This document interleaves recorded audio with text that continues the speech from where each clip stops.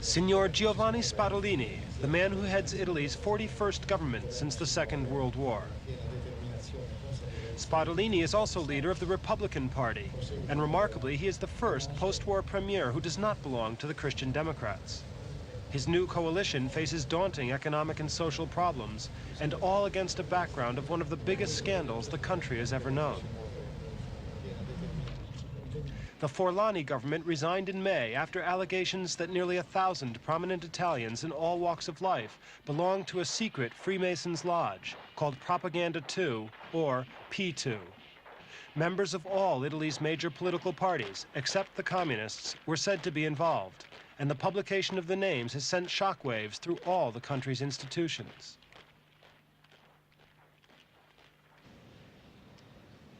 The scandal began just off Rome's picturesque Pantheon Square. The Grand Orient Lodge of the Freemasons spawned another secret lodge, which allegedly recruited hundreds of influential men, not into a harmless brotherhood, but into a criminal conspiracy. 3 members of the Forlani cabinet were named as P2 members or candidates. Justice Minister Adolfo Sarti was the first to resign while protesting his innocence. P2 influence seemed to be everywhere, in the courts and in the armed forces, not just generals, but even a chief of staff. Others accused include police officers, some of the highest rank, also presidents of major banks, and even the editor of one of Italy's most respected newspapers.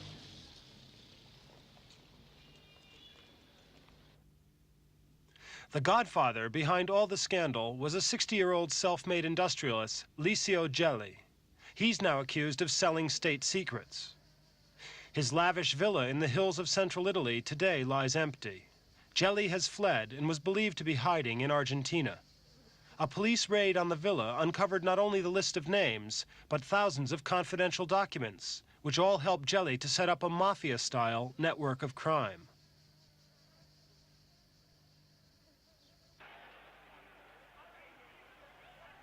The Communist Party, untainted, was able to make much political capital out of the affair.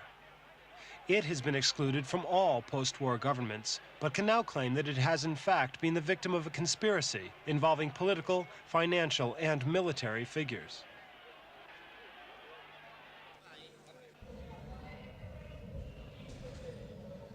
Even a new 5-party coalition government, including all the main parties except the communists, has failed to restore Italy's badly shaken confidence.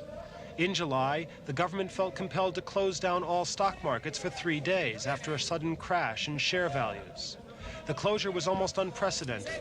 The last time anything similar happened was in 1917, in the chaos of war.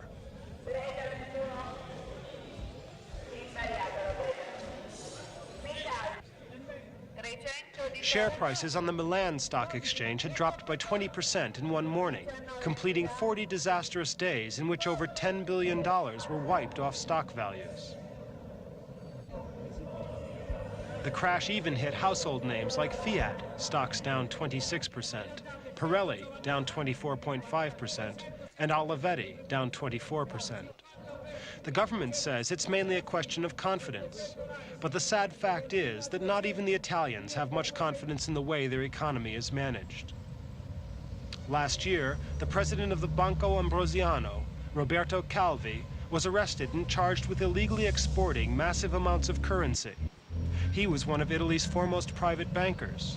Once men like him started exporting currency, then small investors were bound to panic. And that's what happened in mid-July.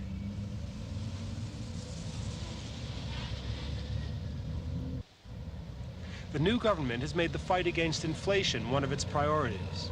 For the last 2 years, the inflation rate in Italy has been over 20%, the highest in Western Europe. Inflation, of course, is not new and not confined to Italy, but Italian workers are almost alone in having made their pay packets virtually inflation-proof. The strong labor unions successfully demanded what Italians call la scala mobile, a mobile wage scale. This means the country's 19 million wage earners get automatic pay increases every 3 months to offset rises in the cost of living. This is the law of the land. The union's attitude is the government, not the workforce, is responsible for the bad state of the economy, so let the government foot the bill. But 20% inflation has a devastating effect on investment, savings, and especially exports. So there's mounting pressure on the unions, at least, to modify that scala mobile.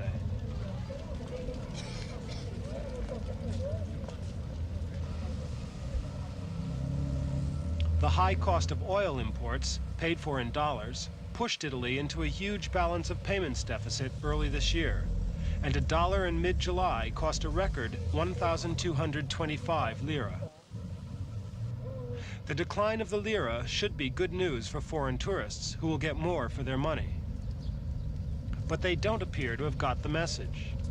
Italian hoteliers say bookings are down between 30 and 40% compared with last year, which is bad news for the whole country. Tourism is Italy's biggest single earner of foreign currency.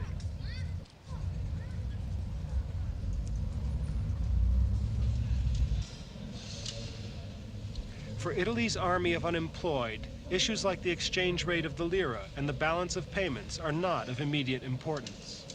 Their main concern is to find a job. The unemployment level has been unchanged for the last year or so, at around 7.6%. Here in Naples, there are 150,000 out of work. The queue here is to sign on for apprenticeship courses. But this area is still feeling the effects of a disaster 8 months ago.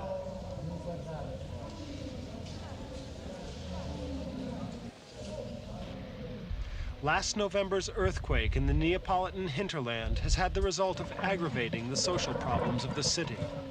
The 3,000 who died in the quake have long been buried, but as many as 200,000 people from over 400 towns and villages were left homeless. Businesses and possessions were destroyed, as well as lives.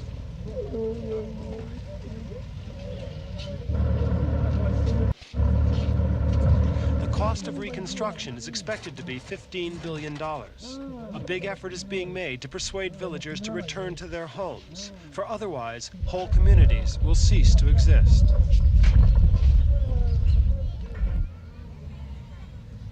In the meantime, new communities are being created on the outskirts of Naples.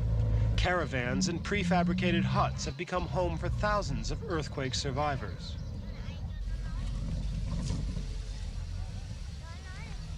There have been angry complaints that relief work has not been going ahead fast enough.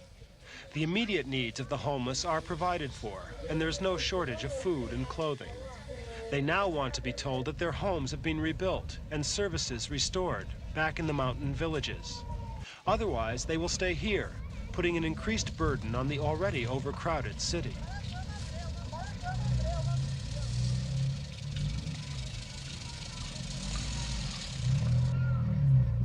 Out in Naples Harbor, 3 ships have been taken over by the authorities, providing an even more bizarre form of accommodation.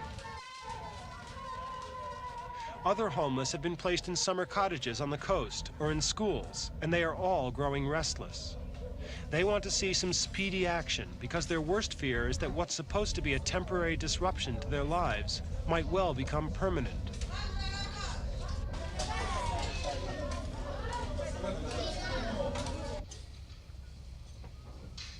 One proposal is to move earthquake victims and homeless Neapolitans into 2 new prefabricated villages outside the city. Naples' own boat people would be among the first to take such a chance, while many others would be glad to leave the notorious Naples slums.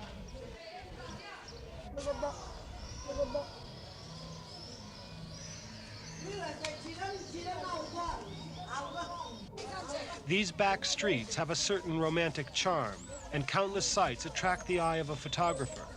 But these slums are also a breeding ground for disease and crime. Attempts by the authorities to move people away, though, have not been very successful in the past. Neapolitans love their city, in spite of its faults, and the prospect of a prefab home up in the hills doesn't appeal to them at all.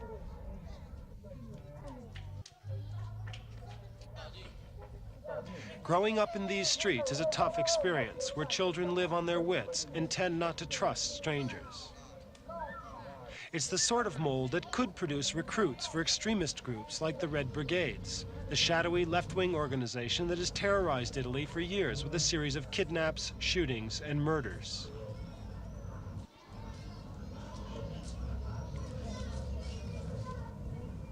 One of the Red Brigade's latest victims was Ciro Cirillo, a 60-year-old Naples politician who was in charge of the earthquake relief program. Previously, they haven't hesitated to kill their victims. They even murdered a prime minister, Aldo Moro. But Cirillo was spared. He's just been released. Before letting him go, his captors forced him to write a letter to leading politicians, demanding they bring relief aid quickly to all the earthquake victims.